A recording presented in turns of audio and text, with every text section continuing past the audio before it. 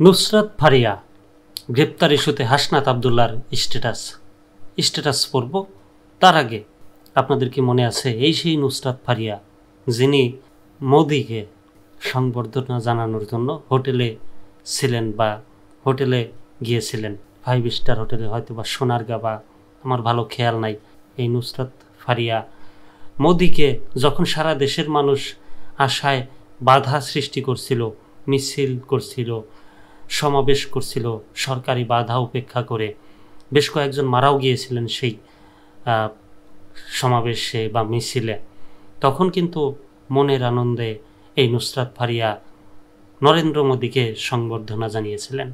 এখন তাকে গ্রেপ্তার করা হয়েছে এবং জামিন নামঞ্জুর করা হয়েছে। যদিও তিনি কান্নাকাটি করেছেন এজলাসে, কিন্তু কোনো লাভ হয়নি। নুসরাত ফারিয়া গ্রেপ্তার ইস্যুতে হাসনাত আবদুল্লার স্ট্যাটাস।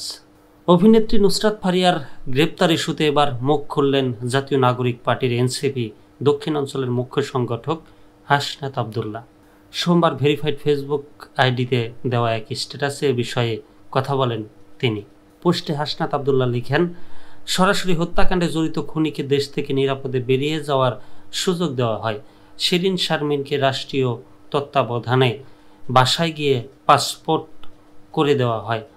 দ্বিতীয় ট্রাইব্যুনাল জানুয়ারিতে হওয়ার কথা থাকলেও মে মাসে এসেও শুরু হয়নি। তিনি লেখেন, ইন্টারিম 626 জনের লিস্ট কোথায়? 626 জনকে নিরাপদে বের করে দিয়ে এখন নুসরাত ফারিয়াকে হত্যা মামলায় গ্রেপ্তার করে বোঝাতে যাচ্ছেন আপনারা খুব বিচার করছেন। এগুলো বিচার নয়, এগুলো হাসিনা স্টাইলে মনোযোগ ডাইভারশন। এর আগে রোববার দুপুরে ব্যাংকক যাওয়ার উদ্দেশ্যে হজরত শাহজালাল আন্তর্জাতিক বিমানবন্দরে পৌঁছালে ইমিগ্রেশনে বাধার মুখে পড়েন নুসরাত ফারিয়া।